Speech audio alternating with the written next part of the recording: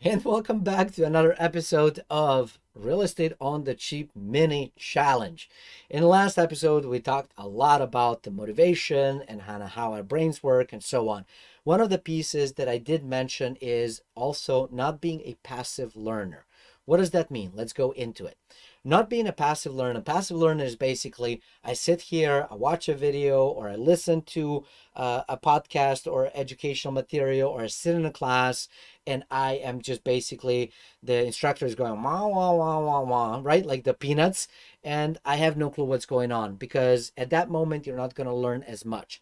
Active learning basically means you have some sort of notebook and you're taking notes. Now, the benefit of having a recorded information as opposed to live is that you can pause it, you can rewind it, you can re-listen to it as many times as you want. And when you get something that is an aha moment for you, like light bulb went off, or something that is important, or something that you didn't know, you jot it down. If you get ideas by listening, because sometimes it's not just about what the person has to say, it's about the idea that you get about what they're saying. I have had many such ideas. I've actually started multiple businesses from just listening and reading other books that have nothing to do with what I created, but it created the light bulb moment in my head, gave me an idea, and I started to run with it. And that is what you can hope to get, but only by not being a passive learner and a passive reader. Same thing with my books. Now, obviously, fiction is fiction is fiction, and I enjoy it to sort of relax. It's kind of like watching a movie, but better in some instances. And But nonfiction books, for example, I I highlight them. I underline on the front of the cover piece, or the like. As soon as you open the cover, I jot down the important page numbers, like page 47, page 68. And so when I open a book, and I review these books all the time, I can go back and do all kinds of things and continue to learn from the same piece of book. So one of the hopefully things that you're getting from this, and that you will take to heart and to mind as well, is to become an active learner. So step number one is to actually jot down notes. Step number two is to put into practice whatever you learn as soon as you can. So when we're talking about these concepts of mindset and note taking and so on, yeah, you can say that's a great idea and not do anything about it. Well, it's not going to help you. But if you go out there and say, well, that's a good idea, you can pause this right now, go grab a piece of paper, a notebook, or whatever, and jot it down.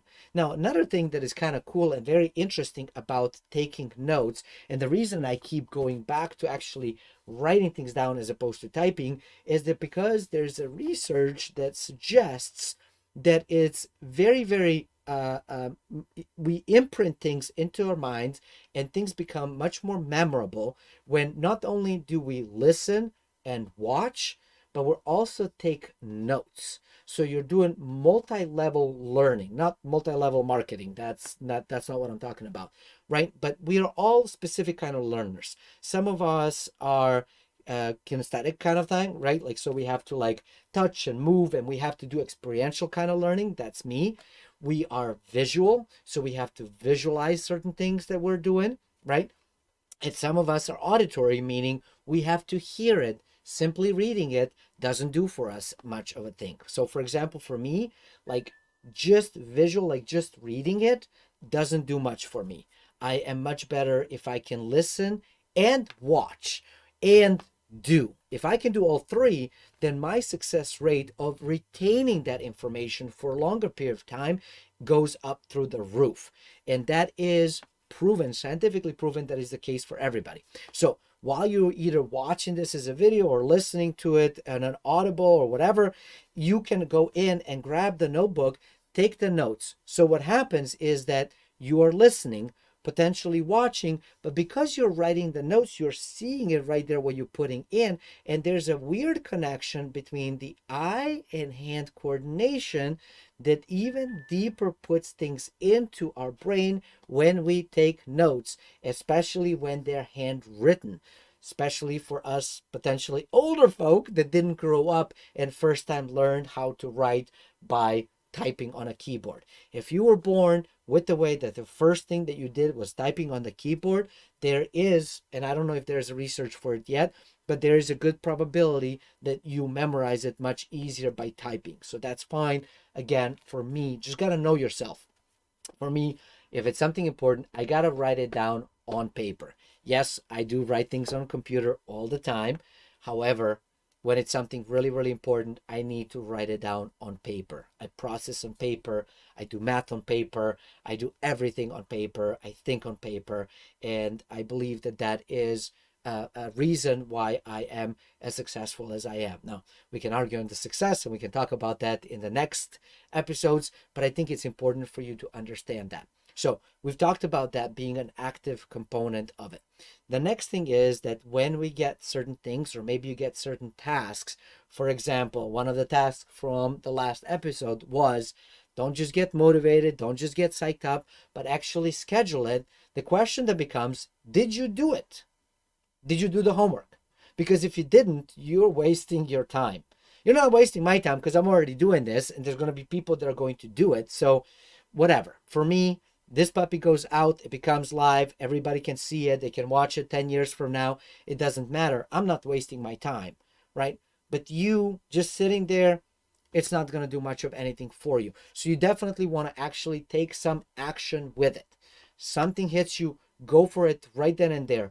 Don't wait till tomorrow. Don't put it off till next month, especially if it's something that you think it's going to be challenging. And if it's easy, heck, scheduling things like pull up your phone, put it in your calendar, and then when it dings you, do it. Because here's the thing.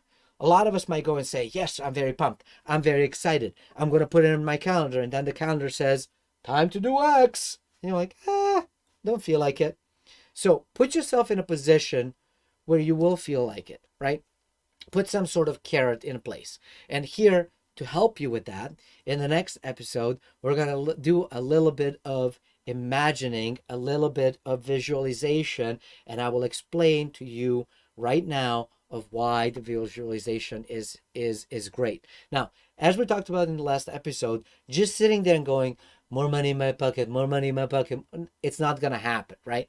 But what happens very interestingly is that if you start visualizing specific things that you want and you start focusing on those things, your brain will be much more open to finding different ways and strategies, different ideas how to get there. That is the important aspect of visualization. Now, things are not going to magically happen just because you visualize something. You still have to take action, remember? But it is very helpful because it opens you up to the possibilities and the ideas that might come with it. So with that said, I hope you will get some sort of notebook. I hope you will watch and listen to the last episode, and I hope you will subscribe, like, comment, and do bell notification, whatever you need to do. And I will see you in the next episode.